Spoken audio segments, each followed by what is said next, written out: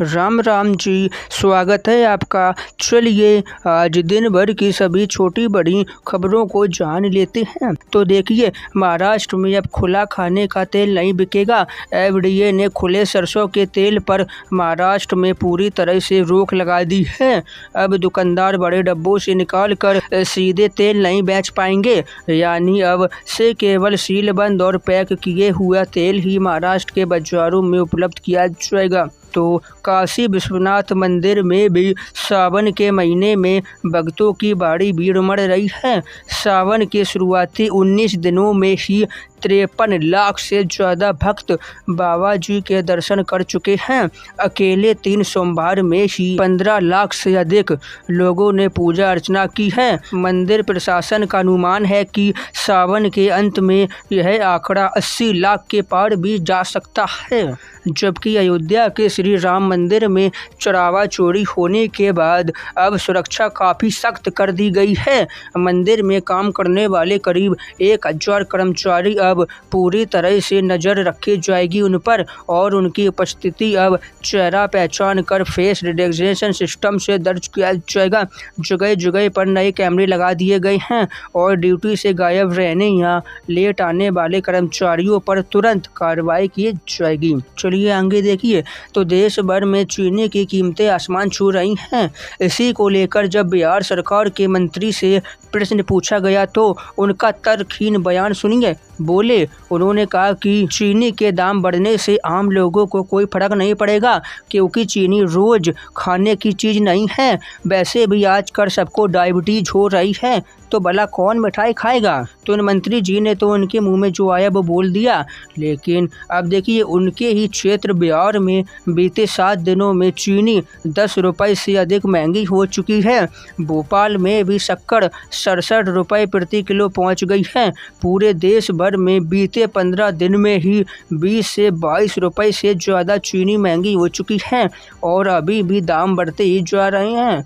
तो वहीं चीनी की बढ़ती कीमतों के बीच दिल्ली के पूर्व सीएम अरविंद केजरीवाल ने भी मोदी सरकार पर निशाना साधते हुए कहा कि E20 पेट्रोल के चलते चीनी के दाम बढ़े हैं और इसके लिए मोदी सरकार जिम्मेदार है। दोस्तों, वास्तव में देखा जाए तो एथनॉल पेट्रोल बनाने के लिए गन्ने और चावल का प्रयोग होता है। इसी कारण चीनी के दाम बढ़ रहे हैं और अभी आने वाले समय में चावल के दाम भी बढ़ेंगे। इतना ही नहीं, अनुमान है कि चीनी की कीमत अभी और बढ़ेगी। तो मोबाइल सिम कार्ड को लेकर भी एक बड़ा फैसला सामने आया। अब एक व्यक्ति के नाम पर अधिकतम 9 सिम ही निकल पाएंगी। मतलब अगर आपके पास 9 सिम हैं और आप 10वीं सिम लेने जाएंगे तो टेलीकॉम कंपनी आपकी सिम ही चालू नहीं करेगी और यह फैसला 24 अगस्त से लागू हो जाएगा। जबकि असम, जम्मू कश्मीर और उत्तर पूर्व राज्यों में ऐसी केवल 6 सिम की ही है। अगली बड़ी खबर देखिए, दिल्ली के लिए अब 2047 का नया मास्टर प्लान आ गया है। अब दिल्ली में 30 से 40 लाख नए घर बनाएंगे और मेट्रो लाइन 695 किलोमीटर तक फैलेगी। इसी के साथ 6 नए रैपिड रेल रूट भी बनाए जाएंगे ताकि आने जाने वालों को आसान हो।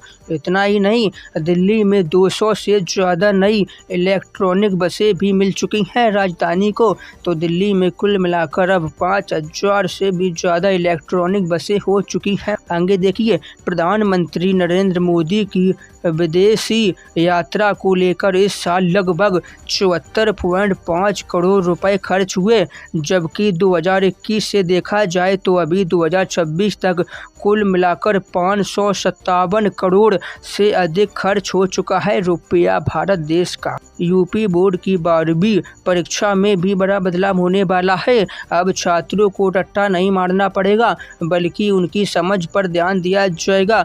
11वीं और 12वीं के बच्चों के टेस्ट देखा जाएगा कि पढ़ाई में कौन कितना समझ पाया है। इसी के तहत अब लिखित परीक्षा 80 नंबर की कराने की तैयारियां होने वाली हैं। बिजनेस जगत की बात करें तो देश भर में एक बार फिर से सोने और चांदी की कीमतों में उछाल देखने को मिला है। चांदी आज 6,623 रुपये महंगी होकर 2,44,000 प्रति किलो पर आ गई है। वहीं 10 ग्राम 24 कैरेट वाला गोल्ड भी 2,400 से ज़्यादा महंगा हो चुका है। आज इसकी कीमत 1,60,000 पर आ चुकी है। अनुमान तो यह है कि सोना इस साल तक 1,70,000 या 80,000 तक जा सकता है। अगली बड़ी खबर है कि झारखंड हाई कोर्ट ने राज्य सरकार के उस फैसले पर रोक लगा दी है जिसमें जेएसएससी, जीसीएल और सीडीओपी परीक्षाओं को रद्द करने का आदेश दिया था। दिल्ली में भी बढ़ते प्रदूषण को रोकने के लिए एक बड़ा कदम उठाया गया है। अब 1 जनवरी 2027 से दिल्ली में पेट्रोल, डीजल और सीएनजी से चलने वाली नई छोटी मालवाहक गाड़ियों के रजिस्ट्रेशन पर रोक लगा दी जाएगी, जबकि एनसीआर के बाकी इलाकों में यह नियम 1 जनवरी 2028 से लागू होगा। चलिए अब आगे देखिए, मुंबई में 1 सितंबर से ऑटो और काली पीली टैक्सी में सफ़र करना महंगा हो जाएगा।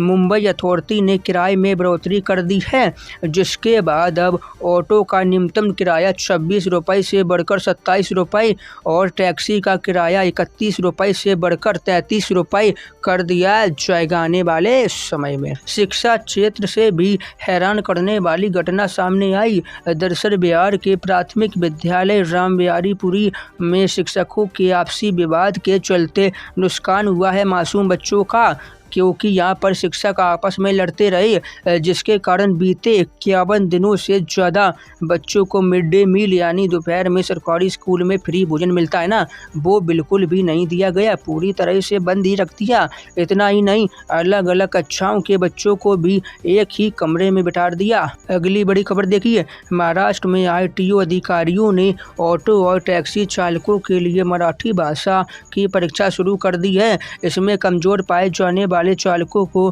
भाषा सीखने के लिए 1 महीने का समय दिया जाएगा। इसके बाद भी अगर वो मराठी नहीं सीख पाए या फिर नियम का पालन नहीं किया तो इस पर उनका बैज निलंबित और परमिट रद्द भी कर दिया जाएगा। बिहार के मुख्यमंत्री सम्राट चौधरी ने सरकारी स्कूलों के बच्चों को राष्ट्रीय प्रतियोगिता परीक्षाओं के लिए योग्य बनाने के निर्देश जारी कर दिए हैं। उन्होंने मॉडल स्कूलों में जेईई और नीट की फ्री कोचिंग के साथ साथ 7 दिन और 24 घंटे डिजिटल प्लेटफॉर्म को प्रभावी बनाने की बात कही है।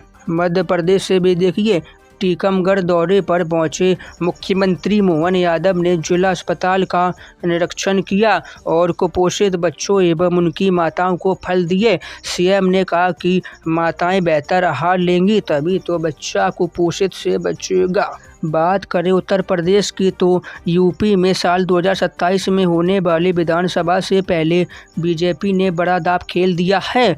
पार्टी ने मुख्यमंत्री योगी आदित्यनाथ को पूरे चुनाव की रणनीति बनाने और टिकट बांटने के लिए पूरी तरह से छूट दे दी है। वहीं सुरक्षा को देखते हुए सीएम योगी ने अखिलेश यादव और मायावती समेत 44 बड़े नेताओं को 10-10 लाख से अधिक की बुलेट प्रूफ जैकेट दे दी है।